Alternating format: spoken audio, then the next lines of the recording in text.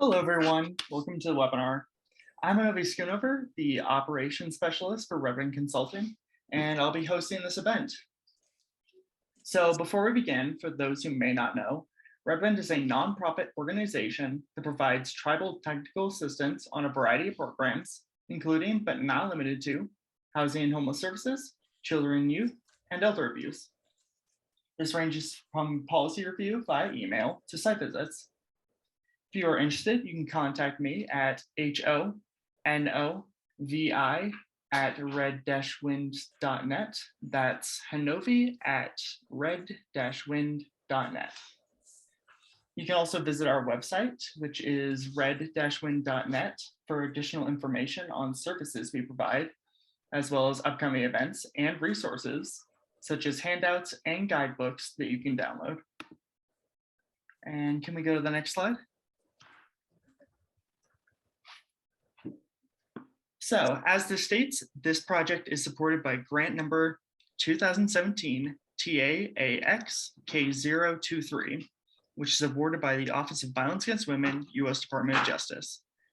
The opinions, findings, conclusions, and recommendations expressed in this publication, program, and exhibition are those of the authors and do not necessarily reflect the views of the U.S. Department of Justice. So, this webinar is a part of our CYTTA project, and presenting with us today is Dr. Tami Coteau.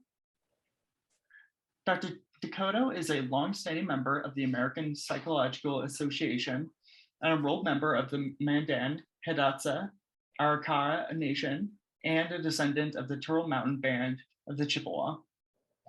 She obtained a doctorate degree in clinical psychology in 2003 from the University of Nebraska-Lincoln, with a specialization in cognitive behavioral treatment of anxiety disorders for adults, adolescents, and children. Dr. Coteau is a trust-based relational intervention practitioner, TBRI, and she is also trained in various other trauma treatment modalities, including EMDR, somatic processing, attachment intervention, neurosequential model of therapeutics, and TFCBT.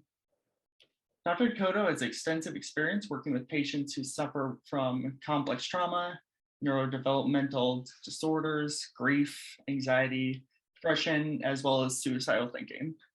And she has worked in a variety of outpatient settings and a diverse patient population, which includes veterans and Native Americans. So this event has captioning, which you'll need to manually turn on from the menu.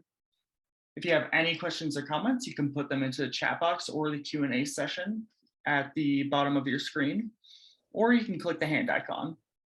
You'll all be muted, so if we see the hand, we can then unmute you so that you can ask your question verbally. If there are any tech issues, you can send a private message to me or to our fellow operations staff, who is named Redwind Host, and we'll try to get it resolved.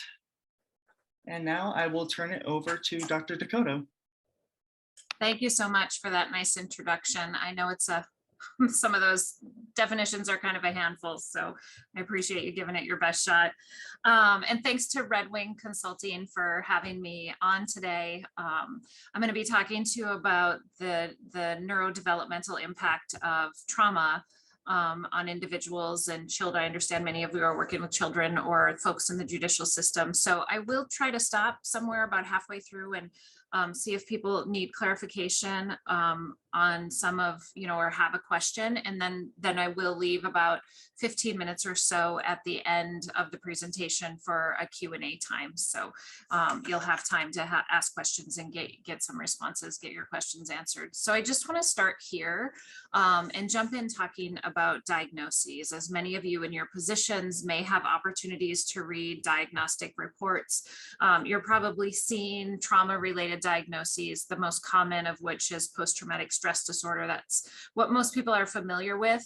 And there are other trauma-related disorders, some of which you may be seeing now that were not in our last diagnostic manual as trauma-related disorders, but were listed as Childhood disorders are the attachment disorders, reactive attachment and disinhibited social engagement disorder.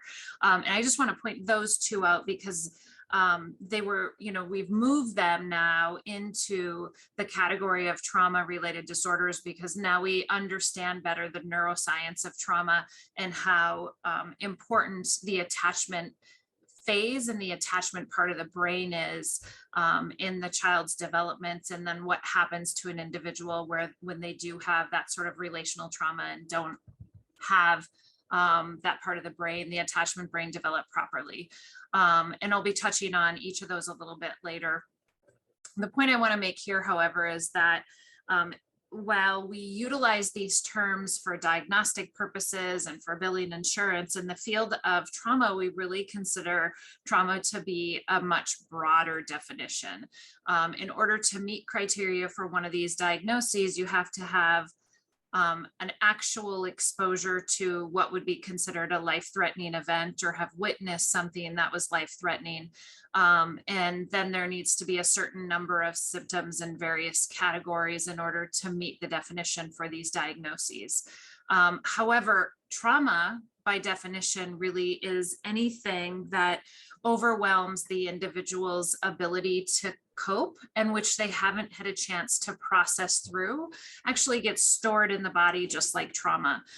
So many people have trauma related symptoms or trauma or stress related reactions that don't necessarily meet the definition of post-traumatic stress disorder or a diagnosis of trauma.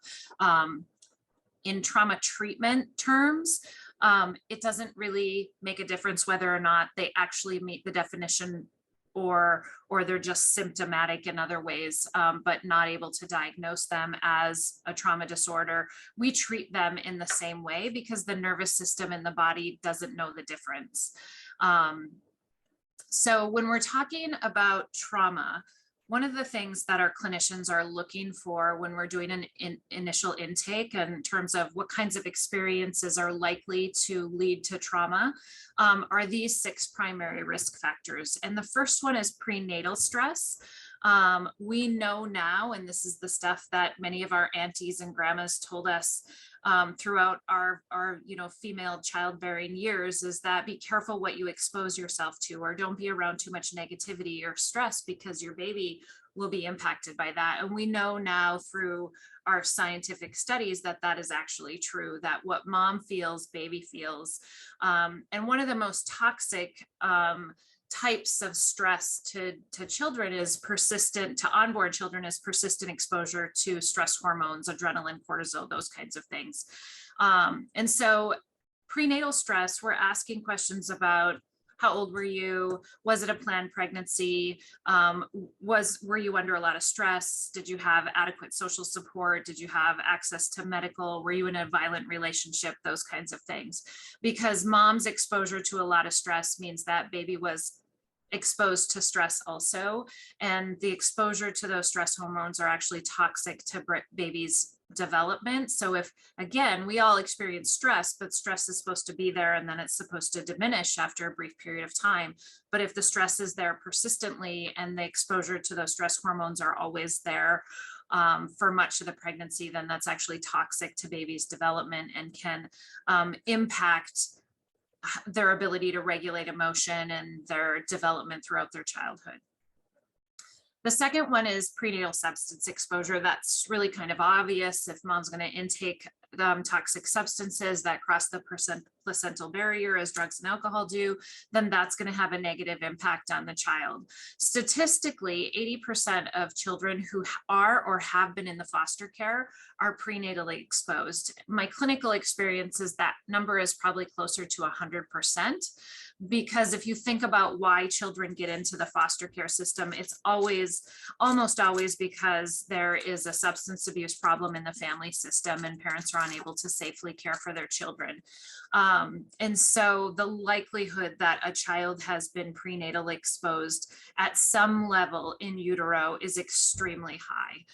We just don't, in our child welfare system, have the capacity to screen and provide the kind of intervention prenatally or postnatally that we really ought to be providing if we were to pay attention to this statistics more carefully.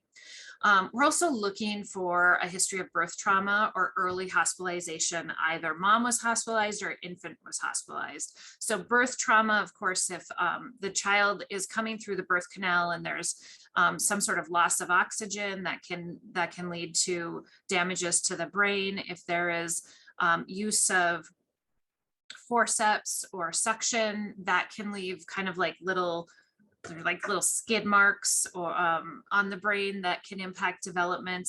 And then separation, early hospitalization. If there is a period of time early in the infant's development after birth where the child is separated from the primary caregiver for more than a day or two for a period of time, then that is considered a traumatic incident.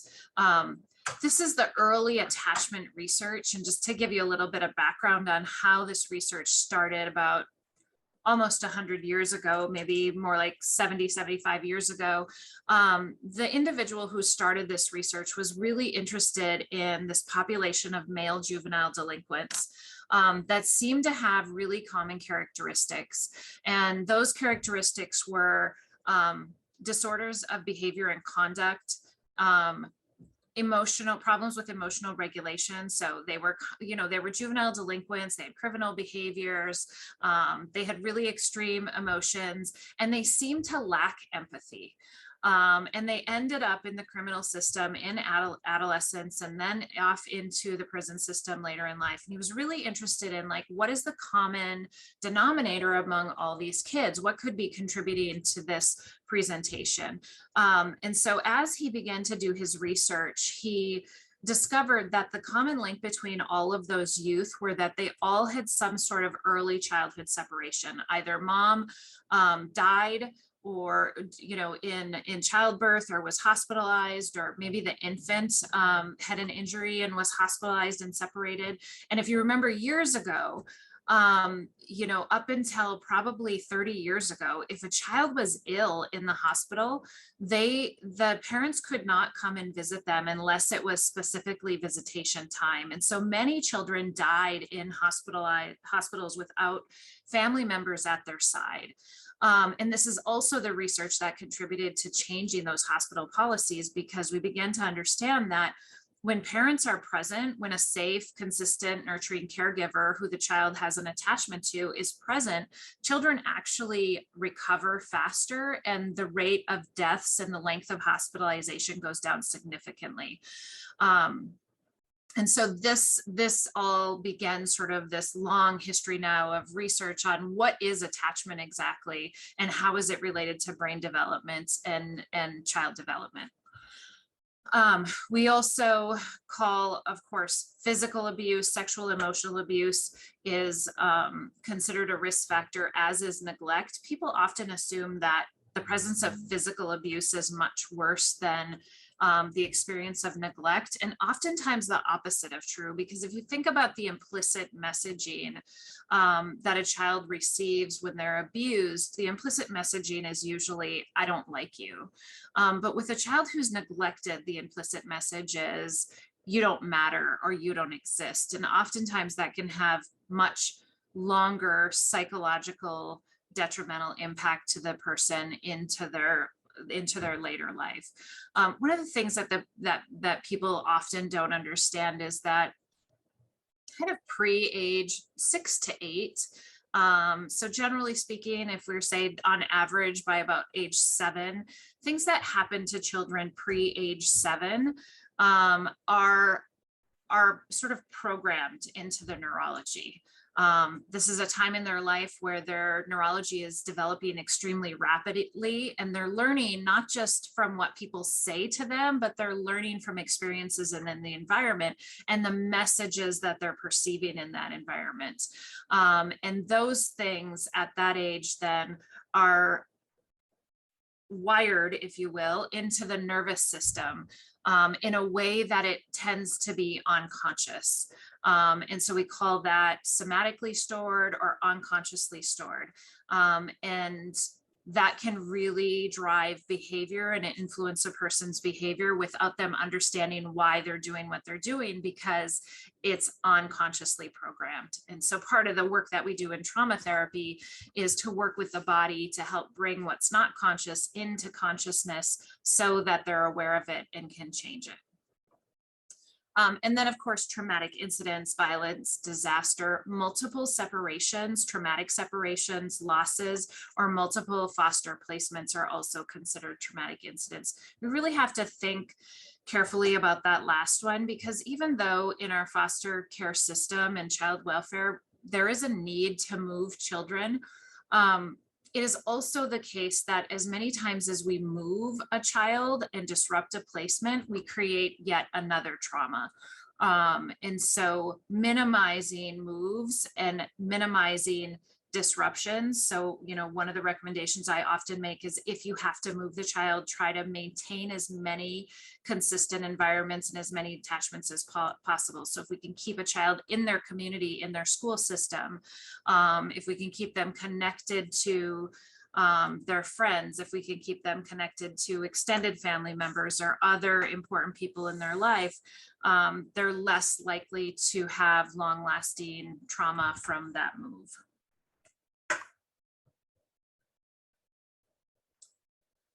So we talk about trauma in these sort of broad terms here. Big T trauma are those 6 factors that I just discussed. Little t trauma is anything that's distressing to the individual that doesn't meet criteria for a big T trauma, but that they don't have the ability to cope with. So it's overwhelming. And it's usually happens repeatedly over time, or there are similar incidents, maybe that, you know, they're different in nature and at different time, but they're sort of similar quality stress that happen over time. And that we just don't have the ability to cope with. So what's happening is the nervous system is escalating to stress response, and then the child's not able to really recover from that, or it is escalating, they're recovering, it's escalating, they're recovering, it's escalating, they're recovering. So there's like these repeated escalations of exposure to these stressful events. They really get sort of stored in the same network together, and they become like a big T trauma. So I know that somebody has a little T trauma often because when I'm doing an intake, they'll say things like, I didn't want to bring this up, or I don't know why I'm having this reaction, or I'm embarrassed I'm having this reaction because other people have way bigger problems than this. But they also know that even though their response may not be rational, that they just don't seem to have any control over it. Other little T traumas that often get stored in the body, just like trauma with a trauma reaction, are surgical procedures. So I'm always asking questions about history of surgery, because the body perceives threat even when we're not conscious. So if you've ever had a surgical procedure, you might have had the experience of waking up and having a sense of paranoia or feeling shaky or panicky. And that's not always just related to the drugs wearing off. It's your nervous system responding to threat because it knew it was under threat even though you weren't conscious. So those can be stored like traumas too. So we treat big T traumas and little t traumas the same way that we treat just trauma in general. Like I said, the nervous system doesn't know the difference. Sometimes people wonder about if their memory is, if the memory of the incident is actually accurate. And that doesn't matter either in terms of trauma treatment. If it's consolidated in the memory system as a real belief, then the body acts to it as a real belief. So sometimes dreams can be consolidated as real memories. Sometimes stories that other people told us, especially when we're children, get consolidated as real memories. But often what happens in trauma is trauma sort of, our memory system is not like a file in our brain. There's a file for your childhood and a file for your experiences with your children and another file for your educational experiences. It's really this complex neural network between your brain and your body. And so your body stores sensory memories, that are connected to the actual picture memories that we have in our brain. And so the trauma memories, though, are really kind of detached from our normal narrative about our life, and they tend to be fragmented. And so our memory system as humans actually isn't as accurate as we like to believe it is. And oftentimes what happens with our memory system is different incidents get consolidated into one memory. And we think it's one event, but it's actually multiple events that we're remembering as one thing. So what happens with traumatized individuals is they'll doubt their own trauma memory, even though they feel traumatized, because they'll try to create a narrative out of it. And they'll say, well, I know I was 6 when this happened, but it couldn't be true because we lived in the red house when I was 6. And I remember when it happened, we were actually living in a blue house. So this can't be a real memory. And it's not that it's not a real memory, it's just pieces of multiple memories. So complex developmental trauma is not a diagnostic term. There's some bantering back and forth that's happening behind the scenes about whether or not this will become a diagnostic term in our future manual, but there is recognition that there's a need to be able to identify how complex trauma impacts development, other than the terms that we're currently using for diagnosis. But we use this in the field of trauma to indicate when a child has been exposed to multiple incidents of trauma throughout their childhood. So childhood, again, is this time where the body, the nervous system, the brain is rapidly developing, and it's really impressionable. It's really sensitive to environmental experiences, and it'll wire around them. So if they've been exposed to a lot of threat, then their system is really sensitive to perceiving threat, for instance.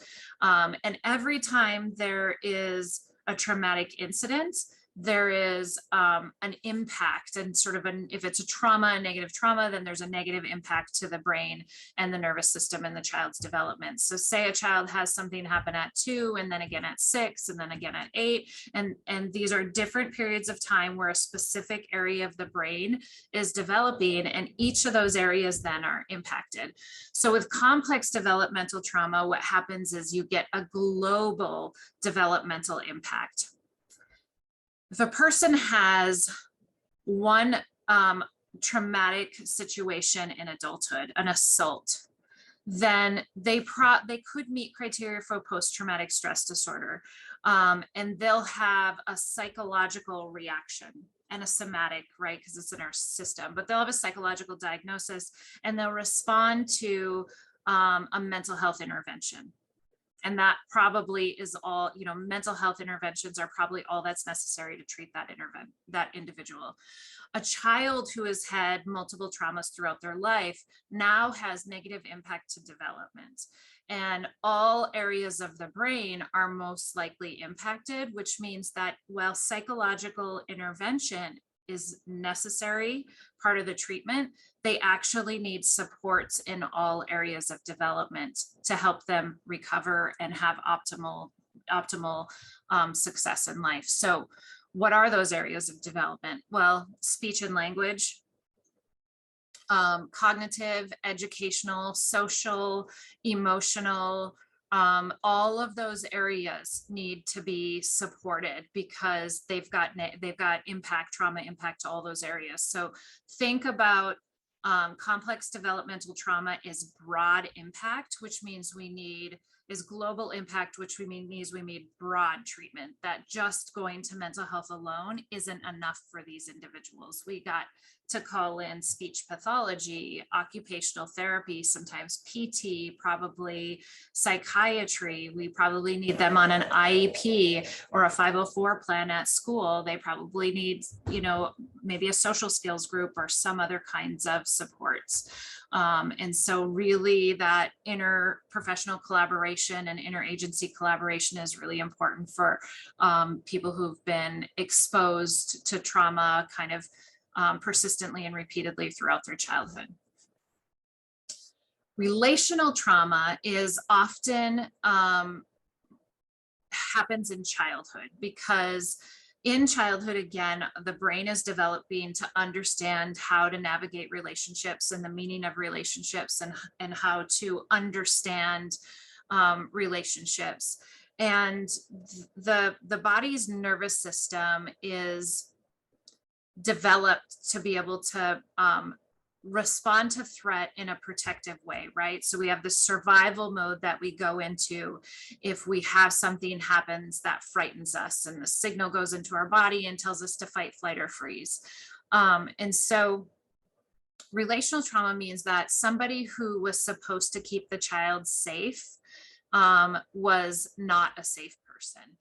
And what happens then is for instance, we're all born, one of our natural born fears is loud noises. So we're all born with the capacity to startle when we hear something loud. And when we startle, we're gonna, we have a orienting system in our body that tells us to go find our safe person. So one of the examples that I like to use is my child who just turned 13. When he was a toddler, he just had a really sensitive startle response to loud noise. So somebody would drop something, or he'd hear a bang, and he would come running to me, and he would hang on to my leg, and he would go, "My mommy." And then after a few seconds, he would feel safe again, and he would go off and play. So what's happened there in that example is he just had a fear response in his body that said, "Go find your safe person." And then he was able to find a safe person, and then the fear response diminished. He felt regulated in his body, and he went on his way, right? Fear response is there, fear response diminishes, no trauma. However, if that safe person is also the person that harms the child, then there's confusion in the nervous system. On one hand, the child's being triggered into a state of fear that's telling them to go find their safe person. And on the same time, as they find their safe person, the safe person is causing more fear.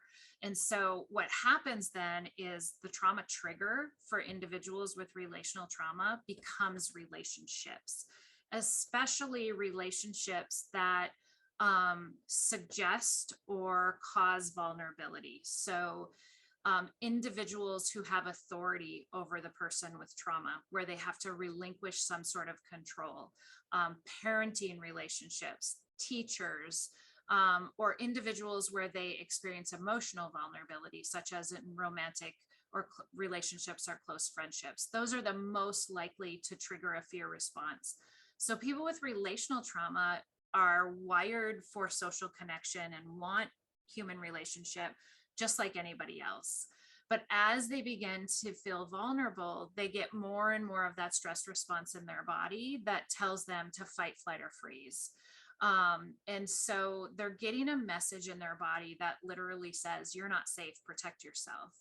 And as any human tends to do when we don't feel regulated in our bodies, or we don't feel safe on the inside, we have a tendency to hyper control everything around us. We can become really obsessive and compulsive and perfectionistic and really bossy and controlling, because we're trying to establish a sense of safety by managing our environments and eliminating chaos. And that helps us feel safe on the inside. So if I can't regulate myself internally, then I'm going to try to compensate for that by managing and controlling the things around me.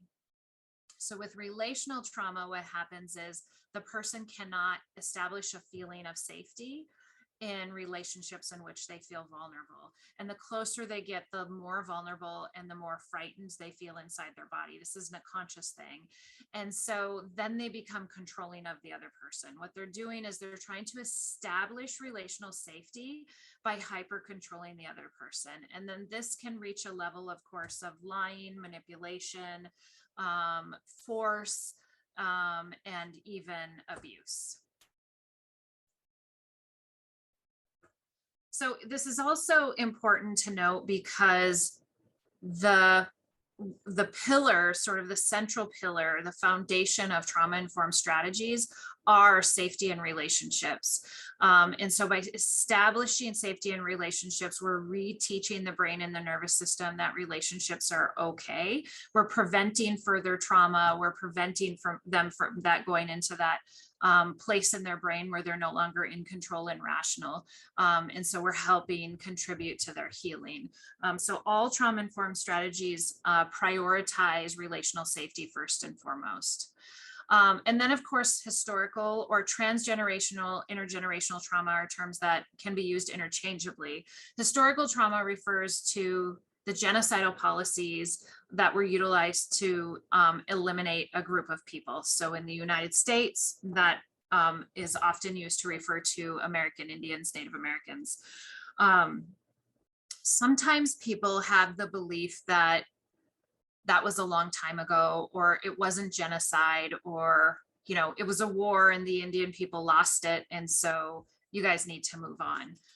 Warring between two groups of things definitely can lead to trauma, but that's not the same thing as genocide. Genocide is an effort to entirely wipe out a group of people and their culture. It's not just a war, and that's a very different thing. And that indeed leads to historical trauma and now we have science that shows that our bodies actually capture the sensory information related to a traumatic incident, and that sensory information can be passed on to generations. So sensory information is vibrations, sounds, smells, sights, touch, temperatures, and on and on. And so it is the case that science is showing us that somebody can be born with trauma reactivity to multiple types of sensory information because of a trauma that happened to one of their ancestors. And that trauma impacts the DNA, so it impacts what is expressed or what is not expressed. And so people with fairly recent historical trauma, like American Indians, that haven't had a chance to recover, to process it out, to have targeted intervention, are carrying in their bodies this reactivity that sets them up for mental illness and substance abuse, even before they've experienced any of their own personal trauma. And then transgenerational or intergenerational trauma are the set of behaviors that we see when a population of people has been traumatized or has experienced genocide. That we can look at any indigenous population in the world, the Maori of New Zealand and Australia, or the indigenous people of North America, or the indigenous people of Norway, and we're going to see that there's a set of behaviors that leads to struggling to manage themselves in their environments, and then therefore leads to substance abuse and other kinds of unhealthy behaviors, such as violence, that really sort of perpetuates the cycle of violence.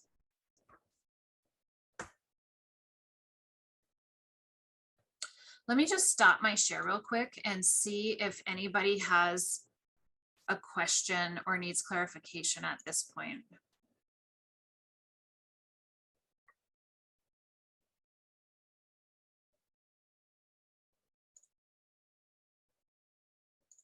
Let me see if I can. I'm not sure if I know how to shut that captioning off.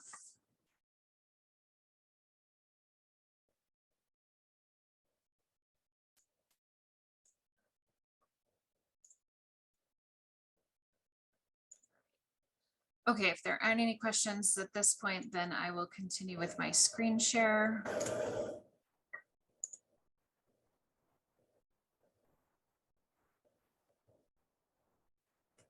All right, so this is just a side view of the brain. The point that I want to make with this slide is that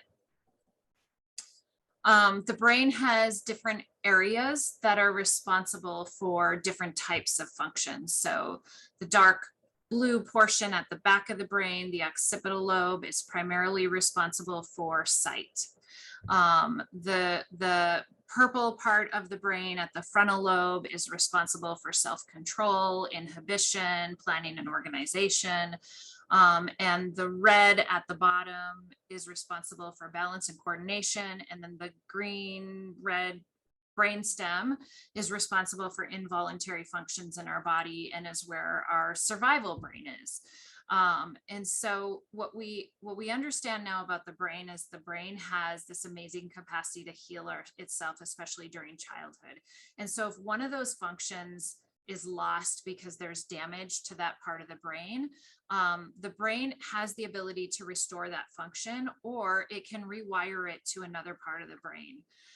You're going to hear me use terms like upstairs and downstairs brain, which some of you may have already heard at this point, but the upstairs brain refers to the parts of the brain that do like our creative thinking and our planning and our organization and our social interaction, acting and our imagination and our personality. The kinds of things that we need to be able to function in school and in our work environments are really managed in the upstairs brain.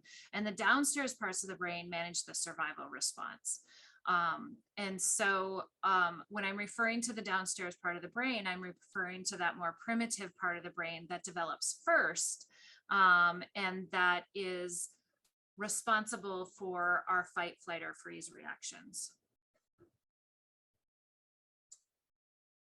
So neuroplasticity refers to the brain's ability to build neurons, which is what happens when somebody learns something new. Every time we learn something new, the brain has to build, fire neurons and then build a neural pathway for that. So there's a phrase called what fires together wires together. So if you're doing something new, you're having neurons firing for that capacity. And the more you practice it, the more stronger that wiring becomes. It's actually not like electrical wiring, it's more like chemical signaling, but it's easier to conceptualize it as wiring. And so if you imagine every time you practice something, every time you have a certain behavior, whether it's a healthy or an unhealthy behavior, you're sort of building, sort of laying down more groundwork for that neural pathway. And it gets stronger and stronger and stronger until it becomes a superhighway, sort of like Wi-Fi.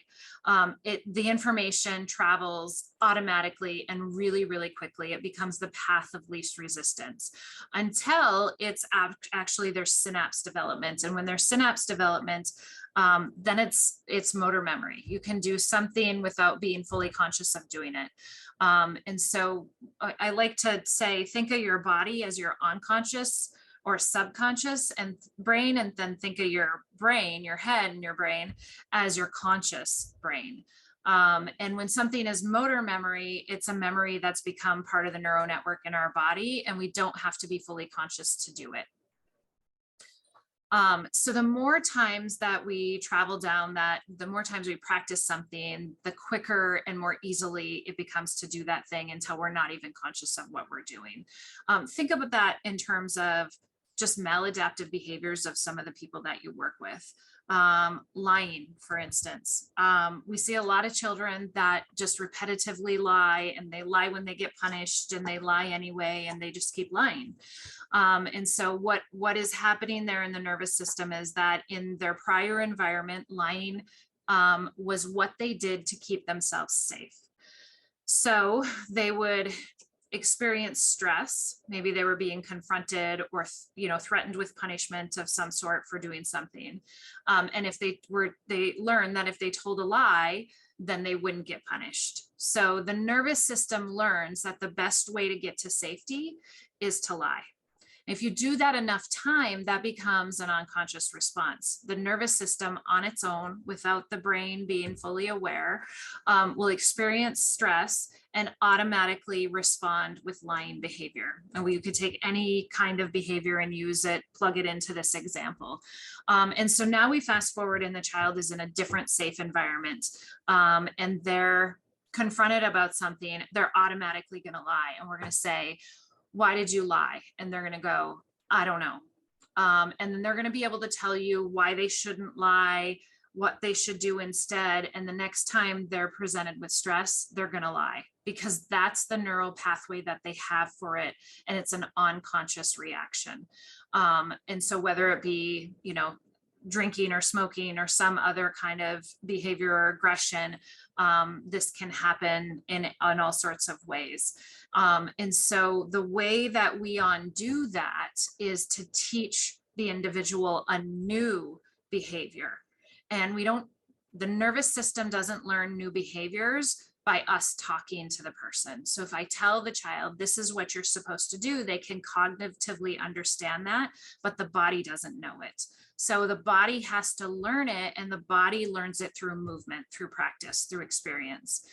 So what I do with it in a child in that situation is not threaten and punish them, because that's going to escalate their nervous system more and prevent learning. What I want to do is I want to make a connection with them, to a safe relational connection, in a soft tone of voice, and help reassure them that they're safe and they're not going to be harmed. And we're going to try to do some calming. And once they're in a calmer state and learning, they can access the learning parts of their brain, then we're going to practice telling the truth. Let's practice telling the truth. And literally, I've worked with children who cannot produce the words that they need. And so I'll say, you say what I say, just repeat after me. And then we'll continue to scaffold that behavior until we've got full acquisition of the behavior, which takes about 400 repetitions to get to the point where we build a new synapse for a new behavior that they can follow. So it's a lot of repetition, and it's a lot of patience. And the older the individual is, the more practice and repetition we need, because the less easily the brain learns and the less easily the neural pathways develop. But it can be done. And there's a trick that I want you to all remember, that if you're using a playful strategy, in other words, if the child is laughing and having fun, which seems incongruent with having to redirect or discipline a child, but they will learn exponentially faster. So it's the difference between 400 repetitions to acquire the behavior versus 12. It's really significant. And that's also, so it's significant in terms of how we approach children. When we want them to do something different, our own attitude and regulation in our body, right? And how we're teaching children, even in a classroom environment, because when they're having fun, they're learning faster, and we have to use less time and resources to teach. So this sort of playfulness disarms the amygdala. It optimizes the brain and stops the stress response so that learning can occur. And that happens for both children and adults. So we're really also in trauma-informed strategies looking at environments and minimizing anything that could be perceived as threatening, and sort of maximizing a person's feeling of safety. Not that we're ever disregarding inappropriate behaviors or ignoring maladaptive behaviors. We're going to address those, and we're going to do it right away and hopefully in the moment, because that's when learning occurs best. But we're going to work on helping them establish a feeling of safety in the environment so that learning can occur, and can occur quickly. So there are windows of opportunity, otherwise referred to as sensitive periods, for skill development. What that means is that there are periods of time in a child's development when the brain is at its peak of neuroplasticity for a specific function. So for instance, language acquisition. If any of you have tried to learn a language later in life, late childhood, early adulthood, or later, you probably learned, like I did, that it's really hard to be able to speak another language fluently. And it takes a lot of practice. I took like 5 years of Spanish and I still can't speak it fluently. The next step would be to do probably an immersion program. It takes that much practice. And even then I wouldn't have full acquisition. I would still speak with a funny accent. And because my neuroplasticity for learning language, the peak of that is in early childhood.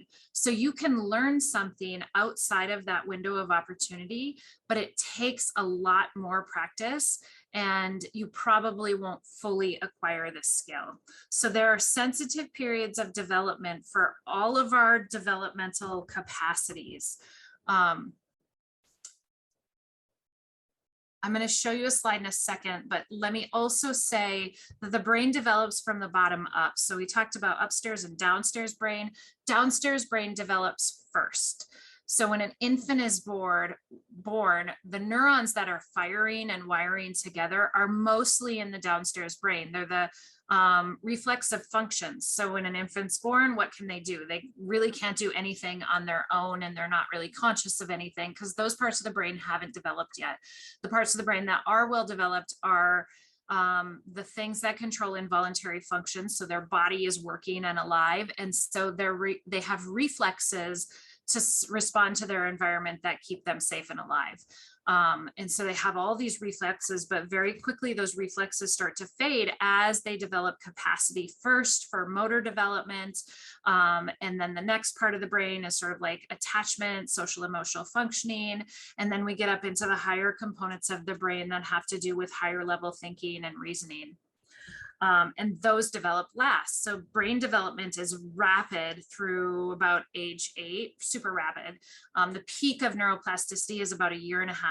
Still rapid though. At 8, it slows just a little bit, but there's another peak during the adolescent years. And that's really significant because we often think of adolescents as like they're too far gone for us to do anything, but they're going through this really significant period of brain development time where we again have access to neuroplasticity to help them learn new behaviors. Somewhere in the early to mid 20s, neuroplasticity starts to slow down quite a bit. And it does progress throughout the lifespan. We have neuroplasticity all the way into end of life, but it's really not that good, to be honest. And so that's why it's so hard for, to teach an old dog new tricks, because literally the brain just doesn't learn easily the way that it learned, or quickly the way that it learned when it was much younger. So we have this period of time with younger folks to really help reshape and rewire a traumatized brain. So all hope is not lost at all, not even for adults. We just may not get as far with an adult. One example that I have is I also do foster parenting. We've done that for, 7 or 8 years, and we've had a number of children in our home. But about 5 years ago, 6 years ago, we had 2 boys placed in our home, and one of them was 4.5 at the time of placement, and the other one was 9. And the 4.5-year-old had full-blown fetal alcohol syndrome, severe, pretty significant impact. And the 9-year-old had really mild fetal alcohol effects. And after a few years of having them in our home, the 4.5-year-old actually made significantly more progress than the 9-year-old. And the 9-year-old had a lot less way to go. And that's just an age difference. The neuroplasticity in a 4.5-year-old's brain is greater than in a 9-year-old's brain. And so he was able to grow by leaps and bounds once he had the proper stimulation. And the other child grew by leaps and bounds. He just didn't have as far to leap, and he didn't make progress as quickly. And he probably will always have a speech impediment because we were, several years beyond the sensitive period for speech once we started to get him his intervention.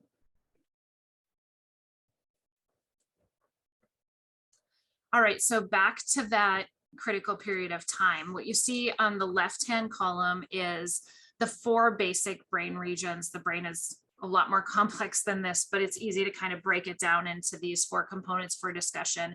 And all these areas overlap, by the way, in terms of development, but I've categorized them this way so you can see that the critical period, when there's the most neuroplasticity for that part of the brain to develop. So for the brainstem, those involuntary functions, the critical period for development starts in utero and goes to about 9 months.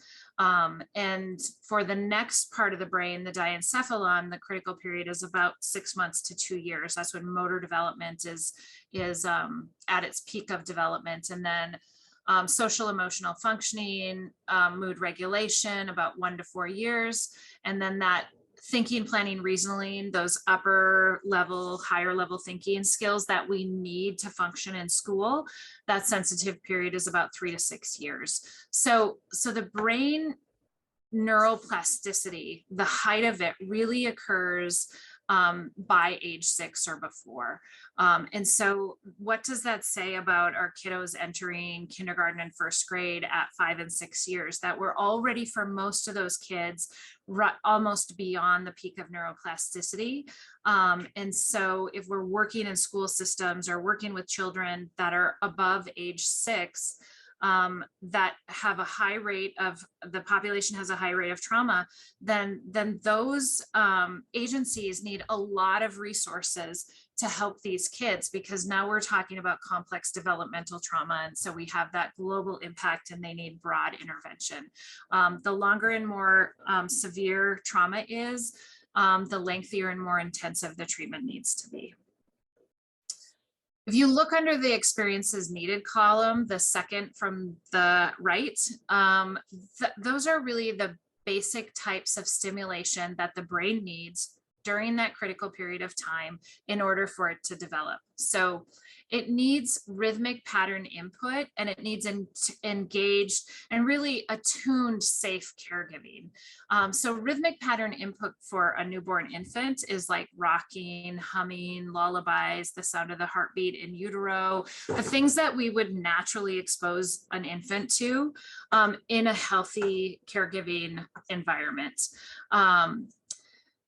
And those things just get more complex as we go up the stages of brain development. And attuned safe caregiving is a non-threatening caregiver, but also a caregiver that understands what the child needs and then is able to provide for that need.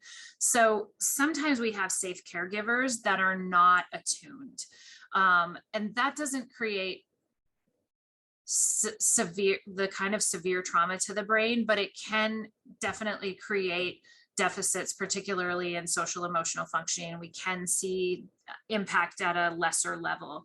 And so what non-attuned caregiving is like, if you've ever seen a parent, maybe their child is really fussy because the child is tired and just needs to be soothed and put to sleep, but the parent doesn't understand that that's the child's problem. And so they continue to play with and tickle the child, and the child just gets more and more stressed and more dysregulated because the parent's not understanding what it is that the child needs. That's non-attuned or disattuned caregiving.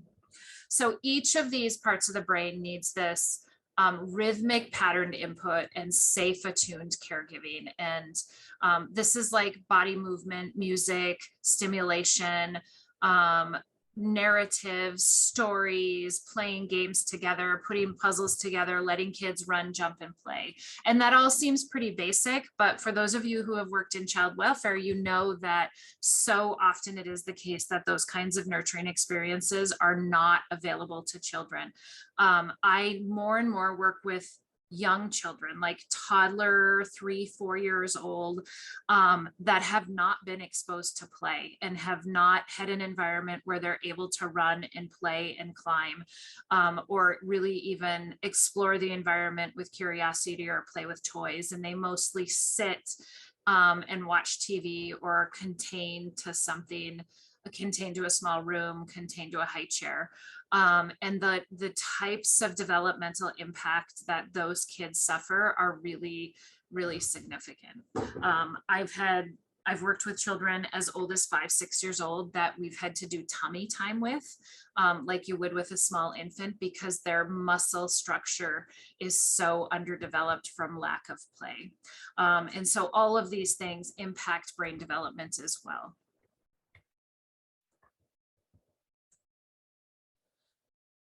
What we know from statistics is that 90% of children with trauma have sensory processing difficulties. So that is not a difficulty in sensory perception, like maybe they can see and hear it just fine, but how they're processing and the speed at which they're able to process sensory information is disrupted.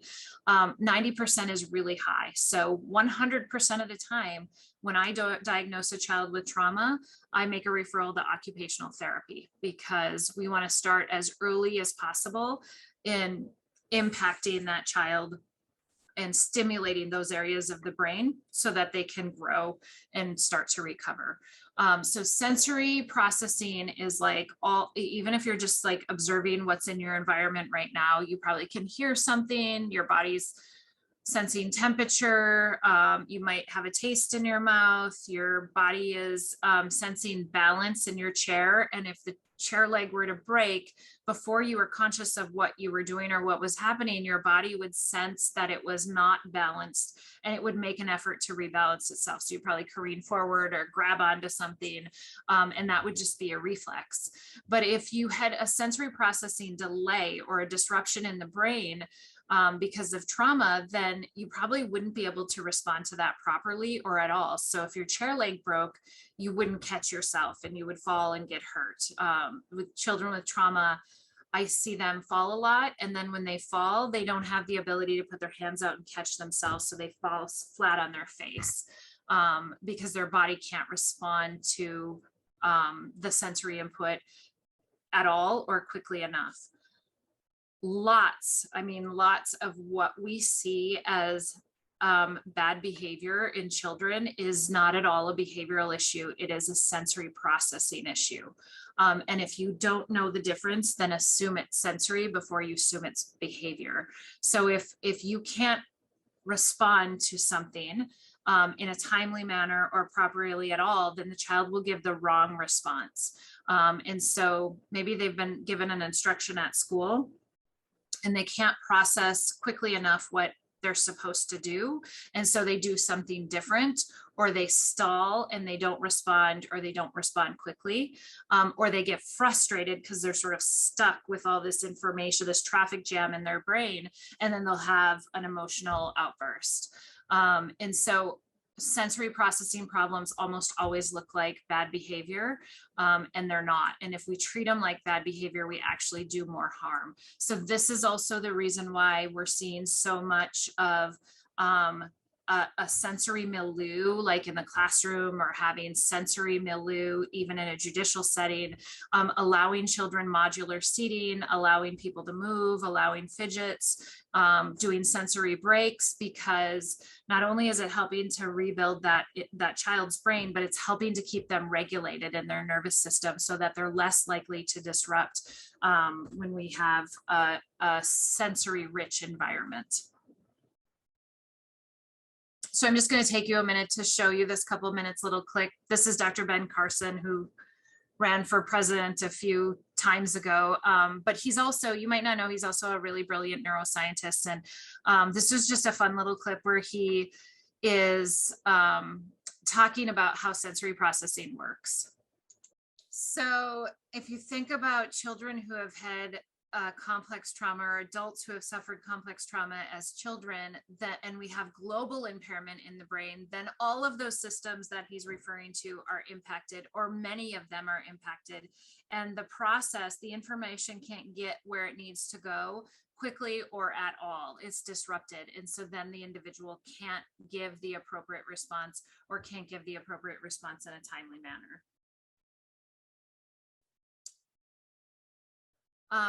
So let me jump ahead a little bit to attachment and talk about what is attachment actually. So attachment is actually a part of the brain right around that diencephalon area that helps to develop to help the infant feel safe and secure.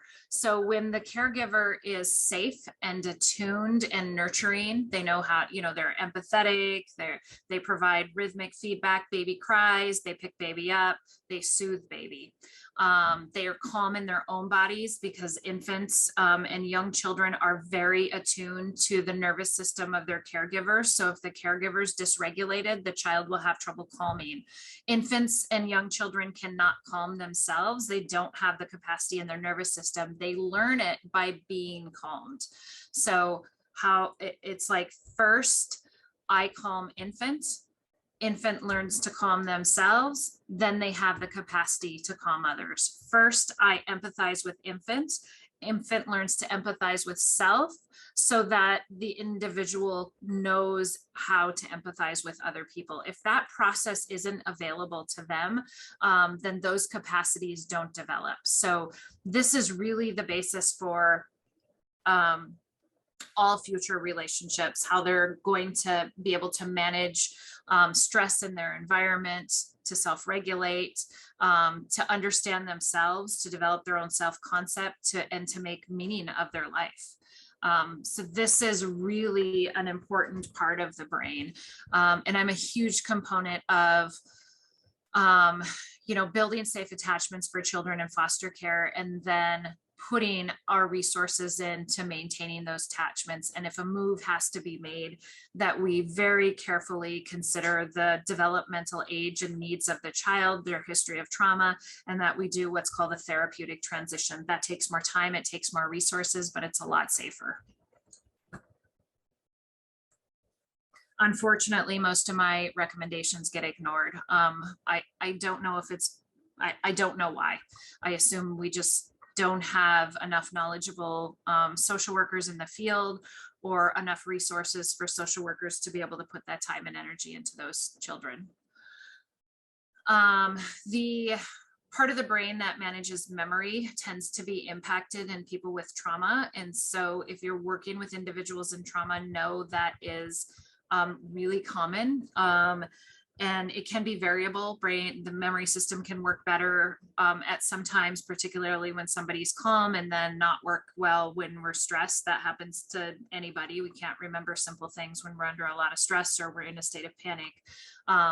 But people with trauma tend to have more chronic problems with memory. And so we're working with people with trauma. We have to remember to provide them and teach them external supports for their memory and their executive functioning, really. So we're doing reminders.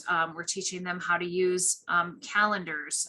Whatever they write down has to stay in their visual field, because as soon as it's out of the visual field, it's forgotten about. So I use sticky notes all the time, and little index cards that are colorful, and I'll have people, I'll write a note on step-by-step instructions, and I have them stick it on their phone.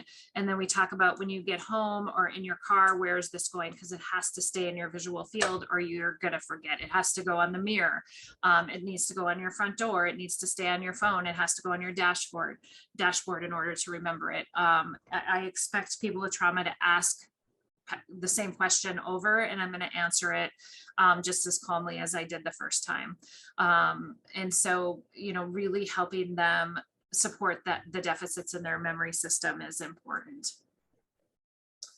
I'm going to skip ahead just a little bit here to this slide. So people who have experienced trauma, particularly persistent trauma during childhood, tend to get stuck in vigilance and alarm in their nervous system. So just with any typical person who doesn't have a trauma history, if we're not in a calm state, if we go into a state of fight or flight, we can't access the parts of our brain that do the rational thought, and we're going to forget things that are usually easy for us to remember.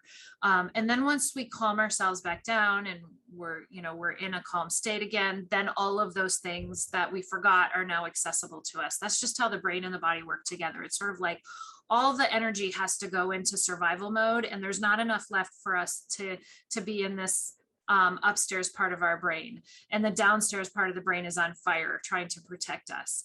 But when somebody's had a lot of trauma or had relational trauma, was not properly nurtured, this part of the body and the brain doesn't properly develop. So they don't have the capacity for self-regulation. And they really kind of, if they're perceiving threat all the time, if they're on high alert because of a lot of exposure to threat, then they're always in vigilance and alarm. And it's just a hair trigger for them to be in a full-on fear response. And they can hardly access ever those parts of the brain that do what the thinking and planning and the kinds of things they need to function in their environments. And so, again, a huge part of a component of trauma-informed care is teaching people self-regulation, helping to repair this nervous system. So there's a lot of use of like mindfulness tactics, breathing regulation, working with strategies that impact the vagus nerve to kind of turn on the part of the nervous system that helps to calm the individual. Because if we can't get them to calm, we can't get them to the part of the brain that learns and that does the things that they need to do. And they're always going to be sort of reflexively reactive to their environment. And there's very little control involved in that fear-based reaction. It's really very driven by the nervous system. So when the amygdala is on fire and the person doesn't have the ability to calm themselves, the fear response really hijacks the brain.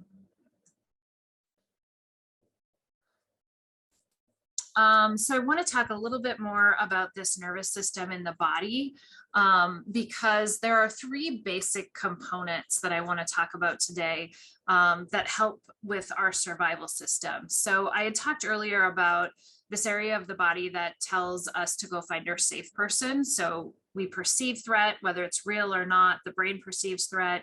A signal goes into our body. The first stop is the chest, the upper thoracic region. And it's the part of the body that says, you're in trouble, you're in danger, go find your safe person. So, and once you find your safe person, you'll feel better. The fear will diminish. We're good, right? So that's our social engagement system. It's actually a really healthy part of the nervous system. But if a child has grown up in a home where help was not available, they tried to get help, help was denied, this part of the nervous system can just go dormant. It just stops working. So the perception of threat happens, the signal goes into the body that says you're in trouble. It shoots right past social engagement system. And the next stop is fight or flight. And this is the part of the body that says you're in danger, solve this problem on your own. You're on your own. And so the body, everything in the body speeds up and prepares the person to flight or run. And this is a defensive mode. The body is literally in an oppositional mode. And so people get stuck here. They get stuck in this sort of hypervigilant, always on edge, very restless, high stress hormones all the time. They can't achieve rest very well because you have to relax. And this is a non-relaxed state in order to sleep. And physiologically, the only response they can have is an oppositional one. So anything that comes at them, they tend to be argumentative, oppositional, aggressive. And they've even done studies where if you give somebody like a pharmaceutical med when they're stuck in this state, their body is much more likely to reject that medication or have a reaction to the medication than when they're in a calm state. However, if somebody has had repeated experiences of not being able to escape their harm, they've tried, they've failed, they're stuck, they're trapped, children have no power and control over their situations, they tend to dissociate. And the next place in the nervous system is kind of in the pelvic region. And it's the part of the body that says, help is not available. You're not getting out of this. There's no solution for this. So protect yourself, self-preserve. And so instead of everything speeding up, everything slows down in the body. Some people might refer to this as a state of shock or learned helplessness. All functions slow down, and the body, literally the physiology is telling the body to immobilize, don't move, save as much energy as possible and survive. People get stuck here too. They think slow, they move slow, they can't motivate, they can't ask for help, they can't walk across the street to get their TANF, they can't seem to move. And often it is because they're stuck in this state of immobilization, really. These people are harder to treat. The body is telling them that the body is not a safe place to be. And so we can't do trauma processing until they can feel again, because there's a numbing sensation here. There's not really any pain. There's no experience of real fear or anxiety. And then there's no experience of joy, happiness. They just don't feel. They feel like they can't exist. So we have to work with them very carefully and slowly to reteach the body to feel safe. And then once they can do that safely, we can begin trauma processing. This could sometimes take years. These individuals are also more likely to self-harm, because if they hurt themselves, they get this little boost of adrenaline that might pop them into fight or flight for a minute, and then they can feel again. So then they feel like they exist.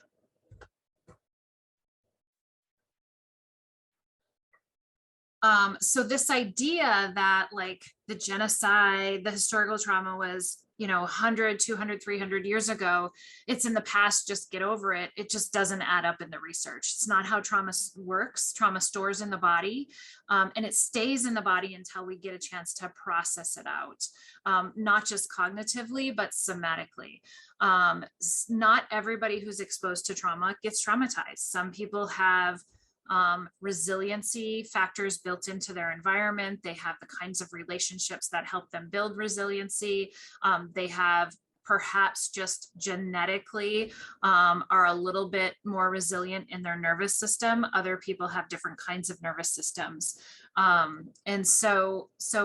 But especially when there's been trauma generation after generation after generation without resources to resolve that, then we know like there's historical trauma, not just in theory, but actually in our somatic responses in our body, stored in our body. So I believe as an Indigenous person that when we process out our own trauma, then we're not just healing ourselves, but we're healing our ancestors that didn't have the chance to process their own trauma. And then we're also stopping the passing on of those trauma responses to our own offspring. One of my favorite parts of trauma literature is that it tells us about, it validates Native people because it tells us that what we always knew to be healthy and good for us and healing is actually true, that maybe we knew what we were talking about, and that the 3 pillars of trauma-informed care that are really based in these safe, connected relationships and lots of rhythmic bilateral sound and movement are really kind of the components, the foundation of our culture and how we live our lives, not just in ceremonies for healing, but our day-to-day well-being has a rhythm, has a movement. Our ceremonies, our dances, our interactions with one another are really all about what trauma-informed care talks about in terms of safety and relationships and connections,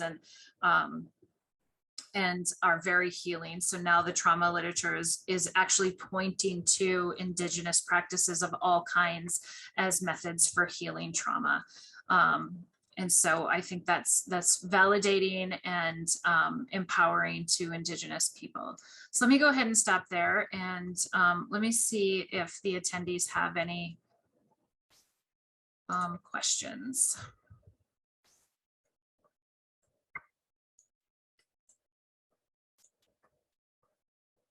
Remember that you can either put your questions or comments into the chat box, or you can put it into the Q&A.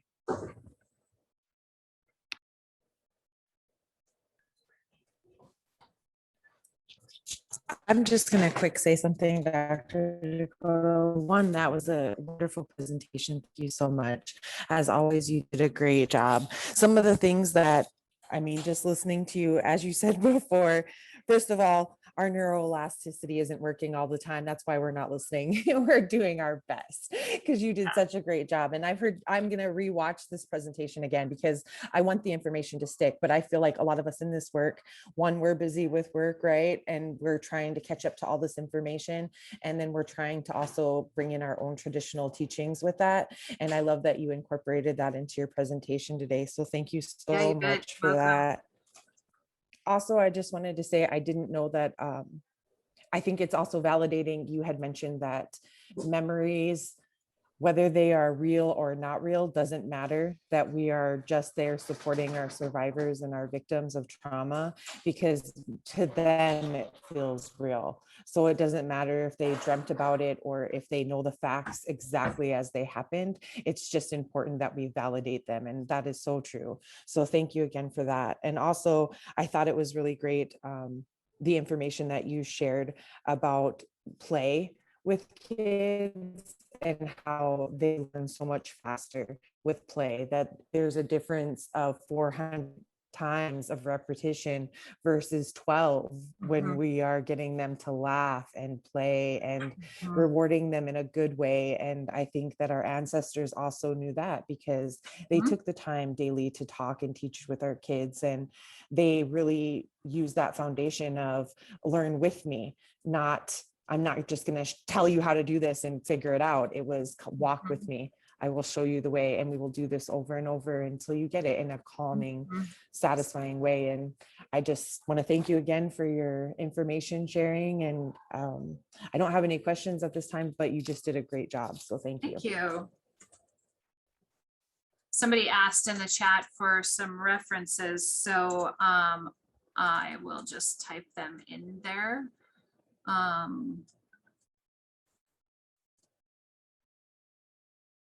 So the whole brain child is really good. The connected child, and there's also the connected parent by Purvis and Cross. Those are really good books. And attaching through, I think it's actually called Attaching Through Love, Hugs, and Play. And you can also look just like on YouTube or Google and look for I love you rituals. Those are good to do with, I mean, a lot of people think, well, I can only do I love you rituals with little children, but you really can create some age appropriate ones with older children too. And it's just like a secret code for saying I love you. That's a handshake or a hand signal or something like that. Other questions? We have about 10 minutes. Absolutely. I just want to say that's a great reminder because I have teen boys as well. And so like, as they are teenagers, right? I'm not getting the I love you moms as much as I used to, but I text them, even if they're in the next room every day, that I love them. And they text me back. And my 17-year-old that is a handful of a child, he just texted me back yesterday. I love you so much, Mom. Oh, and that's like, awesome. Yeah, that's their mode of communication.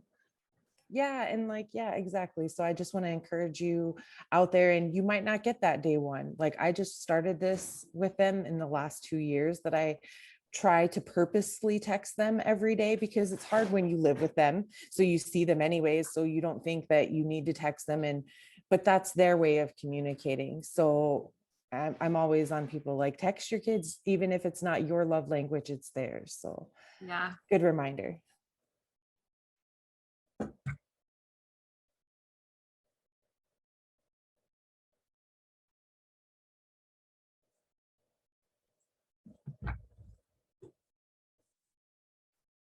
Any other questions?